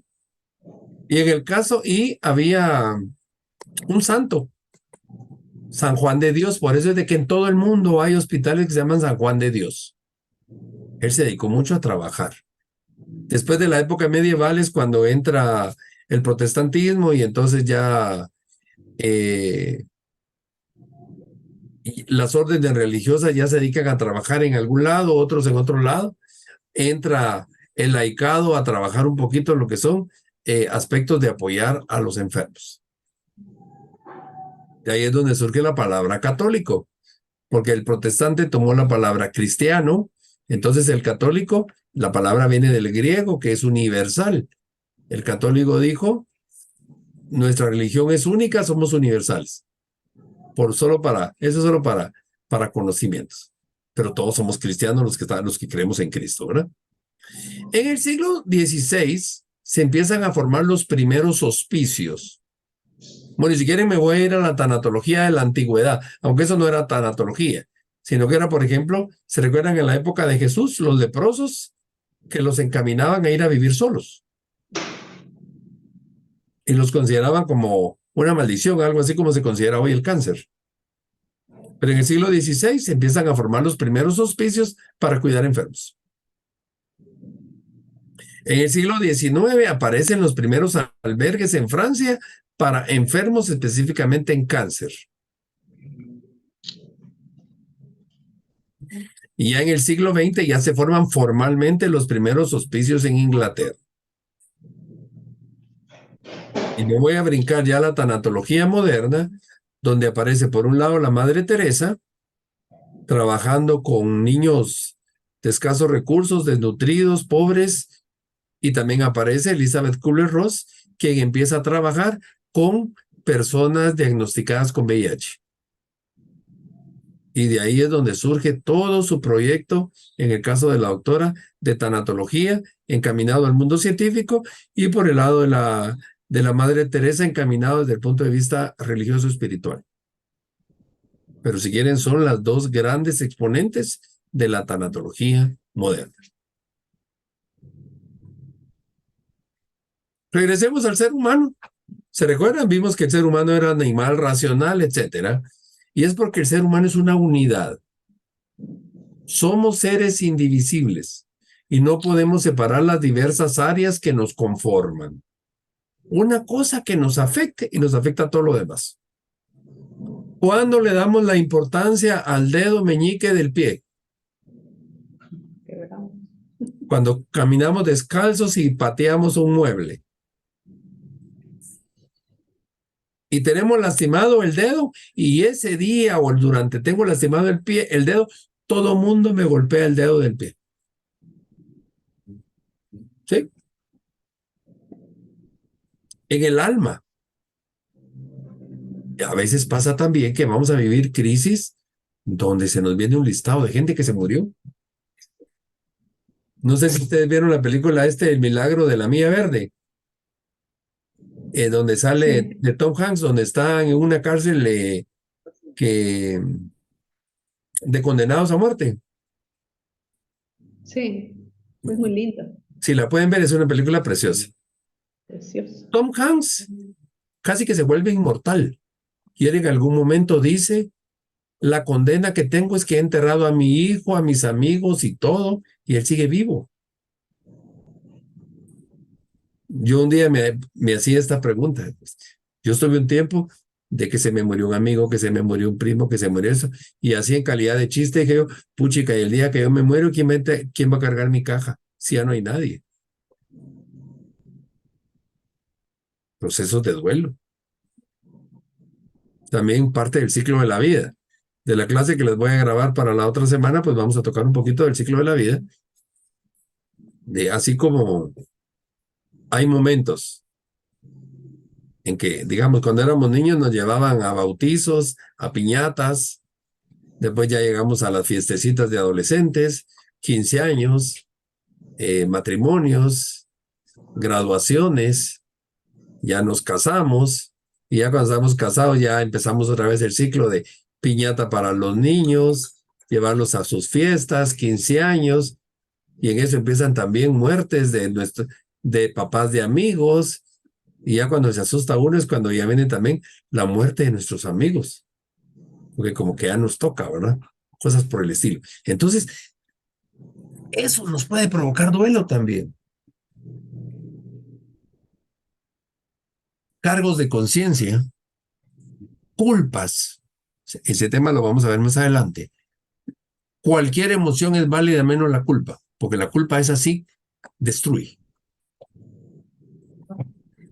Dice este autor argentino, todo cambio implica una pérdida, del mismo modo que cualquier pérdida es imposible sin el cambio. Las pérdidas que ustedes tuvieron las han hecho cambiar. Pero a veces también los cambios que yo tengo van a implicar una pérdida. Mi hijo se graduó y se va a ir a vivir a Canadá, a estudiar a Canadá. Alegre yo, pero es una pérdida porque se va. Entonces no forzosamente tienen que ser situaciones negativas, pero cualquier cambio me va a llevar a una pérdida. Pero también las pérdidas me van a llevar al cambio. Y es más duro la segunda, ¿verdad? Que la pérdida me lleve al cambio. ¿Qué es una pérdida? Desde el punto de vista psicológico, la pérdida es un proceso normal de reacción que puede ser interna o externa ante la ausencia de un ser querido o la pérdida de algo que es significativo para la persona.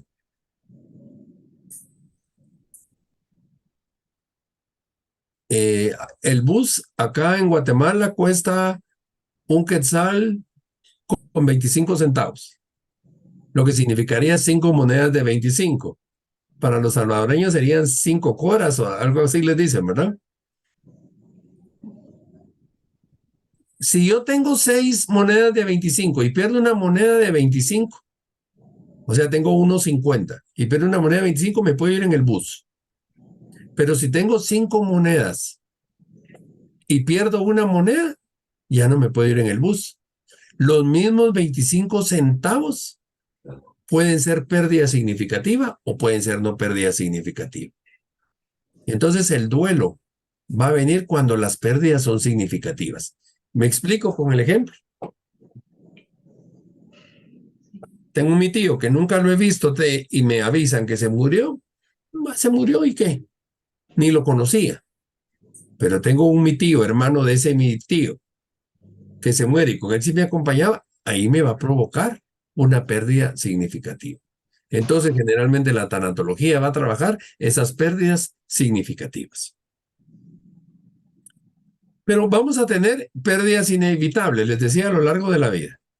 Hechos ineludibles como que nuestra mamá va a dejarnos y nosotros vamos a dejarla.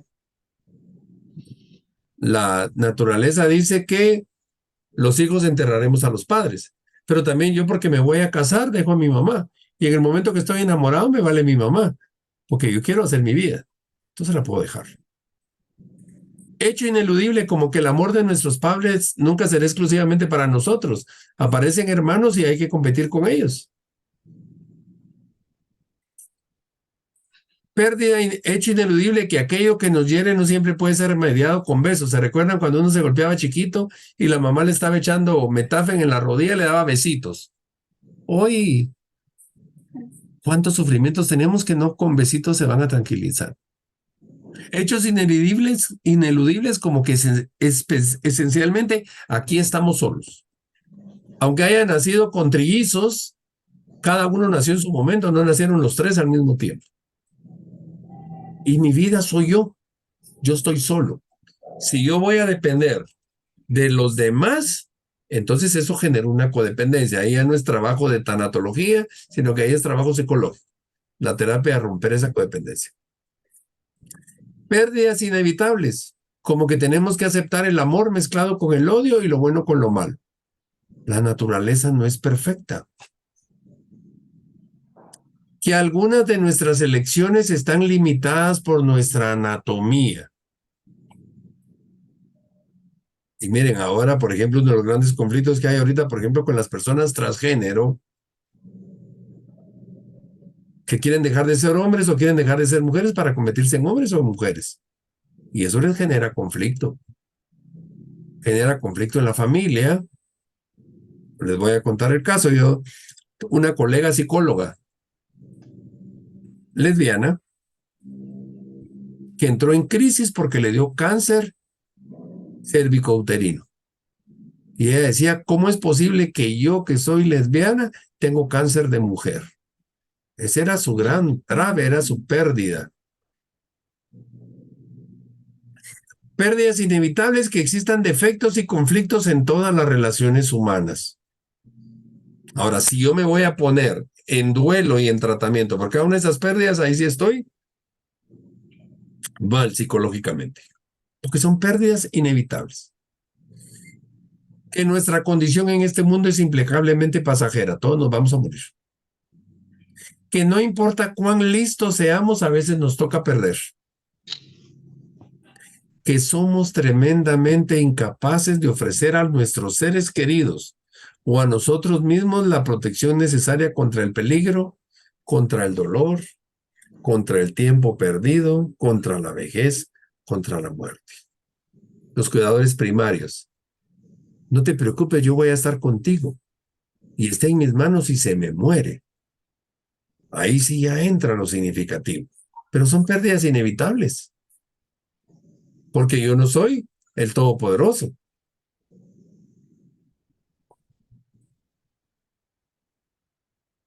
Ahora, el duelo. El duelo es mucho más que un sentimiento. Es el dolor. La palabra duelo viene de dolor. Es el dolor que provoca una pérdida significativa, valiosa e importante en mi vida.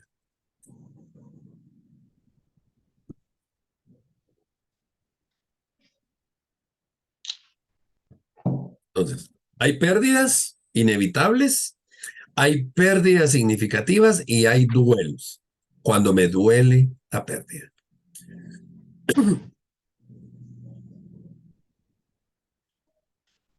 Ahorita, pues, hace un momento me escribió un amigo que se le murió su prima que él quería mucho.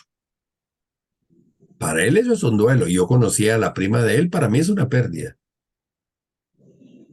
Porque la conocía, pero nunca nos habíamos relacionado. Pero para mi primo, él está muy mal ahorita. Imaginémonos cómo estarán los papás. Entonces ahí es donde entra nuestro trabajo. Hay varios autores. Está O'Connor. Él dice que las pérdidas más significativas son, obviamente, la muerte de uno mismo. Cuando yo me moría, no hay nada más. Un cambio radical en el cuerpo por una enfermedad o por una mutilación. Una persona que tiene una amputación, una persona que tiene cáncer, una persona que tiene lupus o cualquier enfermedad degenerativa. Eso es una pérdida significativa para la persona. La segunda, según O'Connor, la segunda pérdida más significativa es la separación de personas significativas por muerte, por divorcio o por abandono. La tercera, cuando la pérdida requiere que yo tenga que ajustar nuevas normas. Imaginémonos un muchacho que se está graduando y sus papás lo van a mandar a estudiar a Australia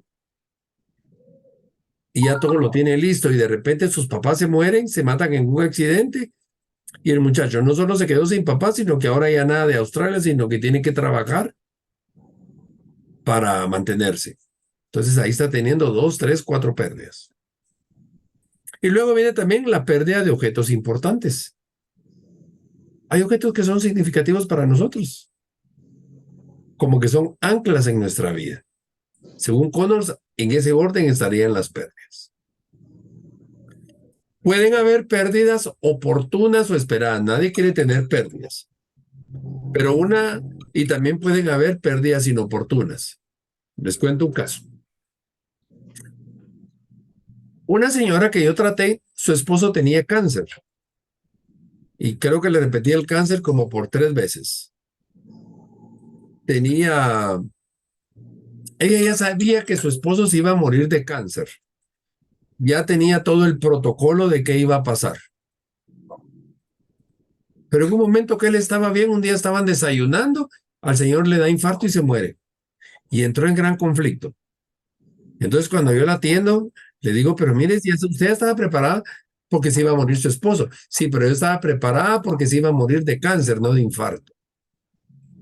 Entonces, como una pérdida oportuna o esperada se convierte en inoportuna cuando me cambia la situación. Cuando yo tengo un enfermo, como que yo me empiezo a preparar, pero alguien por accidente o por una muerte repentina, como que va a haber más duelo. Entonces, el crecimiento de la persona puede relacionarse con la capacidad que la persona tiene para manejar constructivamente su pérdida. Pero en un principio, yo soy incapaz de manejar mi pérdida. Y me tengo que dar permiso al duelo. Porque si no me doy permiso al duelo, nunca voy a superar. Tengo que tocar fondo.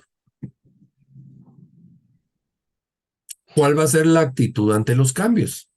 Primero, omisión de lo real o de lo positivo.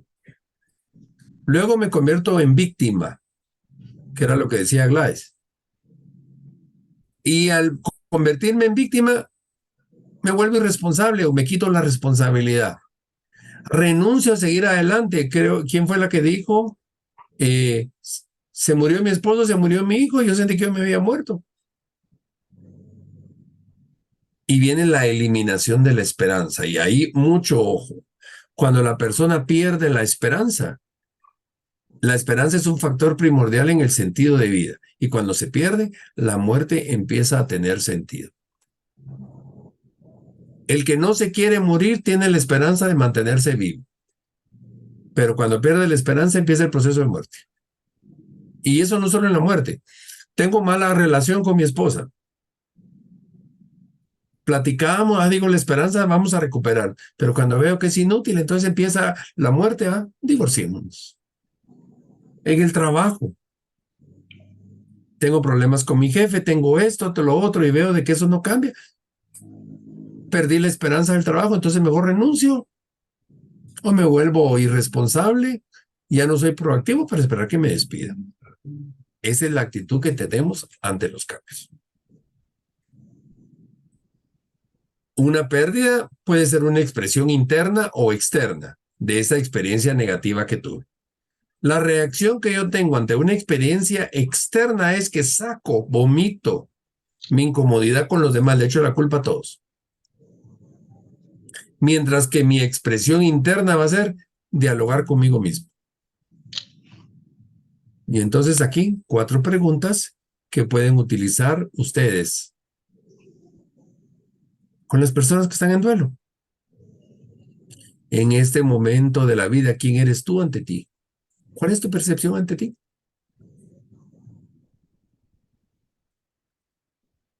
¿Quién eres tú ante los demás? ¿Quién eres tú ante tus capacidades o habilidades en el entorno o ante las cosas? ¿Y quién eres tú ante el futuro? Y entonces muchas veces, cuando yo perdí algo, entré en shock que no sé ni quién soy. O no quiero saber nada de nadie. O pienso que ya no sirvo para nada. O mi gran temor el futuro y ahora cómo salgo adelante. Son preguntas que ustedes pueden trabajar.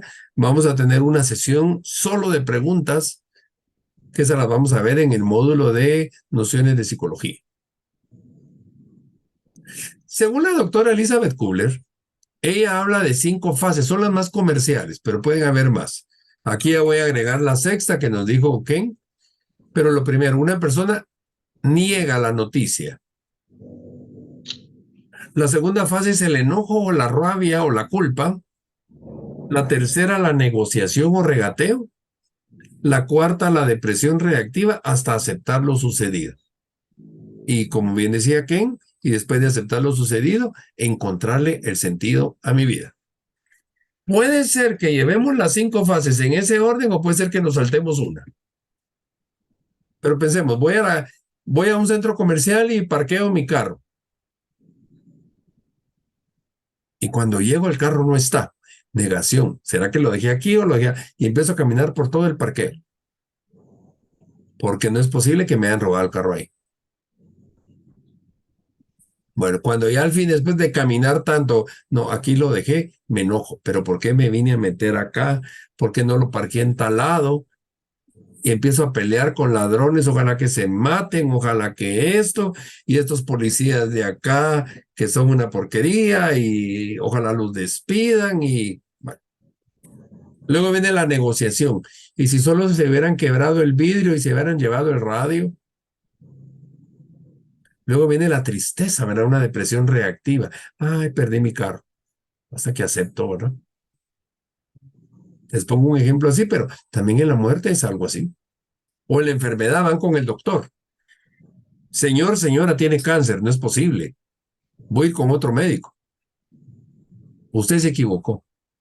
Luego enojo, ¿por qué yo? Luego la negociación. Ojalá que Diosito, si es que creo en Dios, me dé por lo menos a que mis hijos crezcan. Que los deje, que me den un tiempo para preparar eso. Luego la tristeza, bueno, me voy a morir hasta que definitivamente acepto que me voy a morir. Y a mí me ha tocado trabajar con enfermos terminales en cualquiera de esas 5 fases. Ya casi voy a terminar. Vean la energía productiva, cómo la persona baja su energía o sube en función de sus emociones. Aquí les pongo el 100%. Cuando yo niego, baja mi energía porque me quedé paralizado. Sorpresa, temor. El temor paraliza. Es la única emoción que paraliza. Cuando salgo de la negación y me voy a la ira, aparece la cólera, la indignación, el resentimiento. Se me sube todo mi temperamento, todas mis hormonas. Y entonces hasta me vuelvo con mucha energía. Cuando negocio, baja, me pongo a pensar, incertidumbre, desconsuelo, hasta que caigo a lo peor, la depresión, tristeza, aversión, frustración, nostalgia. Que este mundo se termine. Hasta que llego a la aceptación, tranquilidad y confianza, donde mi vida nuevamente agarra rumbo. Entonces, en procesos de duelo, creo que fue Margarita que dijo, empecé tarde, puede ser que hayas caído en ira y en aceptación en un principio, pero de repente, ya cuando vistes que todos están tranquilos, ya te diste permiso para ti y regresaste a la depresión.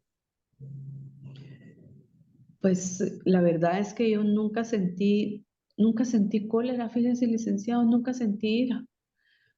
Ya, Sentí pero eh, tristeza sí. tristeza sí, pero aceptación, tranquilidad, porque había sido mucho el sufrimiento ¿De qué falleció tu hija, si se puede saber? de un cáncer de hígado y de páncreas, Ya. licenciado. Entonces ahí, primero la negación, ahorita te doy la palabra de la. Primero la negación, no puede ser una patoja tan joven, tan esto y con cáncer en el páncreas. Busquemos médicos. Bueno, tristeza, hasta que aceptaste, sí. Y ese sufrimiento, el cáncer de páncreas es muy rápido. Entonces, bueno, Sí, Diosito, si es que eres creyente, llévatela a descansar. Te quedaste tranquila, a tranquilizar a toda la gente como buena mamá maternal, a meter todos los pollitos para que no caminen, mamá gallina, ¿verdad? Y con todos. Y hasta que ya todos se quedaron tranquilos, ya suspiraste y respiraste y entonces ya te diste permiso a tu duelo. Y entonces puede ser que tú, después de haber aceptado, caigas en la depresión. Y en algún momento se te vendría a la mente, y si por ejemplo mi hija se hubiera quedado 15 días más, etcétera. Son de las cosas que pasamos. Hay personas que no pasan nada a eso, sino que de una vez se van a la aceptación. Y puede ser que hayan aceptado y 10 años después me entre la tristeza. Pensemos, el día que yo me caso, mi papá ya no está y digo, ahora me hubiera gustado que mi papá estuviera en mi boda. Entonces ahí puedo caer. O el día que nace mi hijo, a mí me hubiera gustado que mi papá estuviera conociendo a su nieto. Entonces empezamos en ese proceso. ajá. Cuéntame, Adela. Tienes el micrófono apagado.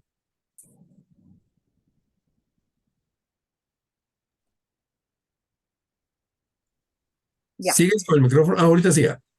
Fui como Margarita, yo tampoco sentí ira, creo que desde el principio lo acepté, desde el día 1 y durante los 3 años de cáncer también, lo tenía súper claro, o sea, esperábamos un milagro, íbamos a oraciones y todo, pero lo tenía como clarísimo, si iba a pasar.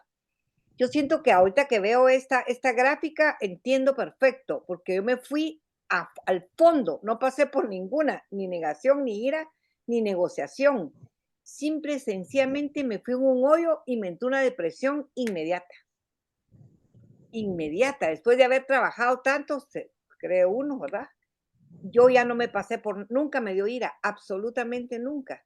Y Pero la bueno, negación, pero la depresión fue tal que fue un fondo profundo, profundo, que nunca en mi historia, en mi vida había tenido ese túnel tan negro. Y de ahí vino la aceptación y empecé, así como me fui para abajo, empecé como cohete para arriba. Pero me encantó esta gráfica porque todo el mundo me decía las etapas y yo las leía y no las pasé. Me fui al suelo de una vez. Me enterré. gracias. Ah, y se terminó. Bueno, cuéntenme cómo se sintieron en sesión el día de hoy.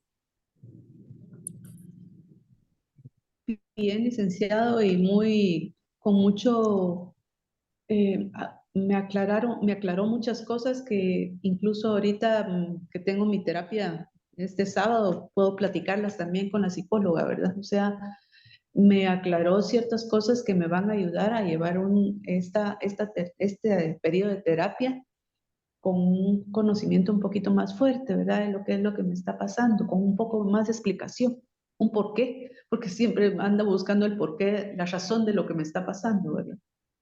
Pero te voy a decir algo, no busques el porqué. Porque en el por qué siempre vamos a buscar una justificación o una excusa. Mejor busca el qué, el para qué. ¿El para qué? Mi Sí, hija era porque si yo psicóloga. vengo y entonces, por ejemplo, como Juanfer ya se acusó que no estuvo la semana pasada, entonces yo le voy a preguntar, Juanfer, ¿por qué no estuviste la semana pasada? Contéstame lo que querrás, no forzosamente en confesión. Porque hasta el viernes me apunté en el asunto, o sea, llegué al acuerdo de meterme al diplomado, ni siquiera sabía que estaba en diplomado, entonces hasta el viernes me enteré, entonces ahí me anotaron y por eso no sabía. Pero miren, la respuesta la tienen inmediata con el por qué. Ahora, le voy a hacer una pregunta como coach, como acompañamiento. ¿De qué te perdiste por empezar hasta hoy? Pues me Quedémonos perdí. ahí. Miren, para eso no tiene respuesta. Cuando buscamos el por qué, la respuesta la tenemos inmediatamente. Pero cuando nos preguntamos otra cosa que no es por qué, y entonces cuando estamos en duelo, siempre, ¿por qué a mí? Diosito, ¿por qué a mí? Miren, y Diosito está tan ocupado escuchando a tanta gente que no tiene momentos para contestarme. Entonces, Margarita, me meto aquí. Dicen que si a uno no le piden consejos, no hay que darlos para que estés más tranquila. Busca más respuestas que el por qué. Y te vas Está a bien. sentir más alivianada. Ajá. Está bien, Lee. Gracias. Sí. Ludi y después Johanna, o como ustedes quieran. Si quieres, Johanna. Gracias, Ludy. Bueno, gracias. La verdad es que yo acabo de pasar por este diagnóstico de cáncer y efectivamente pasé por todas estas etapas al momento en que me dan el diagnóstico. La negación, la cólera, la rabia. Y yo entiendo, o sea, no soy psicóloga, pero conozco un poquito los procesos de duelo y sabía que primero iba a ser muy fuerte esta pelea y después iban a ser van a seguir las etapas de pelea, pero ya más suaves. Conforme hablé con una psicóloga, nunca había estado en una terapia, y la psicóloga me dice, no busque el por qué, busque el para qué. Entonces, y me sugirió algo, me dijo, cuando hayan dudas, cuando hayan zozobras o angustias de las cosas, busque explicaciones. El Google ahora le puede dar mucha información. Busque cuáles son las terapias, qué pasa, qué hay, porque una de las primeras cosas, yo a la muerte no le tengo miedo, y al contrario, pues yo digo la muerte es una ganancia y pues es lo único seguro que tenemos en la vida. Pero todo el proceso de tratamiento para mí era como muy doloroso pensar en eso. Sin embargo, empecé a ver videos de YouTube con personas que han pasado por estos procesos y entonces me fui calmando, mi ansiedad se fue calmando al conocer cuáles eran los procesos, qué podía pasar, qué no podía pasar, y ya la información más tranquila que obtuve ya con mi médico tratante, cuando ya con todas las preguntas, pues ya tranquila, después de haber peleado y llorado y todo, pues él me pudo solucionar 1000 preguntas. Entonces, yo creo que también el informarnos cuando tenemos un diagnóstico de enfermedades totalmente desconocidas, pues es bueno también informarse para que nos podamos calmar. Y si a alguien le sirve para que se los puedan compartir a sus pacientes o algo, pues se los comparto porque yo lo estoy viviendo y conforme voy con las etapas de cada tratamiento, pues me estoy informando para calmar angustias que pues ni modo, surgen como buen paciente. Gracias por compartir, Johanna. Miren, y lo que platicábamos la semana pasada, Johanna ya está en el cambio, pero cuando estaba sufriendo estaba en el proceso de transición. Y eso es lo difícil, ¿verdad? Ludi, cuéntame. Gracias, licenciado. La verdad que muy interesante todo lo que estamos escuchando y yo en lo personal aprendiendo, ¿verdad? No soy psicóloga y me ha encantado esta rueda de la vida que nos enseñó hoy, ¿verdad? Porque en lo personal nos ayuda a poder analizarnos cada área de nuestra vida. Muy interesante. Y también todas estas etapas que usted estaba mencionando, a veces uno no se da cuenta si las está pasando en el momento, ¿verdad? Pero ahora que estoy viendo, digo, bueno, mi hermana falleció hace 2 años, mi papá hace 14 años de cáncer y con mi hermana fueron 6 años muy difíciles donde nos turnábamos, pero a mí me tocó estar con ella sus últimas 2 semanas, solo ella y yo, sin tener ningún otro conocimiento de cómo cuidar a un enfermo o algo así, pero Dios me dio las fuerzas y el ánimo, la salud, sobre todo para estar ayudándola. Y cuando ella falleció, porque las enfermeras me decían, ella no se quiere ir, ¿verdad? Porque ella cuando estaba consciente decía, yo estoy lista para irme, ¿verdad? Cuando Dios quiera. Pero ella tenía 2 niños, uno de 5 y otro de 10. Y la enfermera me decía, ella está sufriendo porque no se quiere ir, porque hay algo en su corazón. Pero yo hablaba con ella y ella me decía cuando hablaba suave, ora por mí, léeme el Salmo 23, cántame tal canto. Entonces yo lo hacía, ¿verdad? O abrázame, en fin, porque solo estábamos las dos. Y su esposo, ¿verdad? Pero su esposo trabajaba. Y entonces, desde entonces empecé a pensar cómo hacer para ayudar a las personas. Eso fue en Estados Unidos, ¿verdad? Yo no sabía mucho de Guatemala y hasta cuando vine empecé a buscar dónde se puede aprender para ayudar a otros que están pasando por esta situación, pero también los que se quedan, ¿verdad? Porque ninguno de nosotros hemos tenido una ayuda así, ni mi mamá, ¿verdad? Con 2 hijas con cáncer, uno que le dio infarto casi al mismo tiempo, entonces era difícil. Pero al ver esta gráfica que usted nos presentó, pues yo analizándome digo, no estuve mucho en esta de ira, enojo, sino que como de aceptación desde un principio, porque con mi papá posiblemente viví algunas de esas etapas, pero con mi hermana estaba más como realista, según yo, y preparada.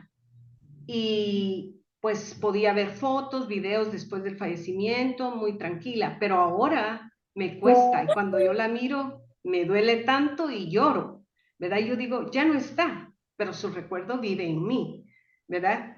Vive en mí y pues lloro el rato, no es que permanezca en esto, ¿verdad? O cuando hablo con mi mamá llora y seguimos, hablamos de los lindos recuerdos de ella, ¿verdad? Pero yo pienso que a veces con las enfermedades supuestamente nos preparamos, pero ese momento es tan difícil que realmente nadie está preparado, ¿verdad? Y cómo vamos a responder, a veces no nos conocemos hasta que estamos en esas situaciones, pero cursos como estos nos ayudan a poder nosotros analizarnos, ayudar a nuestra familia y ayudar a otras personas, ¿verdad? Porque uno pasa por estas situaciones, pero uno dice, ¿cómo puedo ayudar? Por ejemplo, a mis sobrinos, ¿cómo ayudar a mis sobrinos pequeños en el duelo por su mamá? Nadie los ha apoyado, en fin. Entonces, gracias por esta enseñanza, de verdad. Gracias también por las compañeras que han compartido y han pasado situaciones difíciles porque también nos ayudan a aclarar situaciones, nos ayuda a analizar, nos ayuda a saber cómo actuar ante las necesidades de otros, ¿verdad? Gracias. Gracias por compartir. Alguien puso ahí, la vida nos pregunta para qué. Y no sé quién de ustedes fue, puso la vida nos pregunta para qué. Y soy yo quien decido el para qué.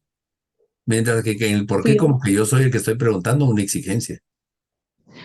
fui yo, licenciado, es que así me contestó mi hija el día que recibió el diagnóstico de su cáncer. Ah, gracias, Margarita. Ella estaba llorando mucho, entonces ella me dijo a mí, ¿por qué mamá? ¿Por qué yo? Entonces yo le dije, recuerda lo que se preguntan ustedes los psicólogos, porque ella era psicóloga. Recuerda que ustedes siempre preguntan ¿para qué? Y Sí, entonces ella me contestó así. Muchas gracias por compartir. Bien, entonces ya estamos terminando. Espero que haya sido de provecho el día de hoy. Nos vemos el próximo martes. Como le decía hoy un amigo, nos vemos el otro mes. El otro martes ya estamos en diciembre, ¿verdad? Que se lo pasen bien, Gracias. tengan una feliz noche y nos Feliz vemos. noche, hasta Nos vemos. pronto. Gracias. Feliz Buenas noche, noches pero a gracias. todos. Adiós. Gracias. Gracias, buenas Adiós. Noches.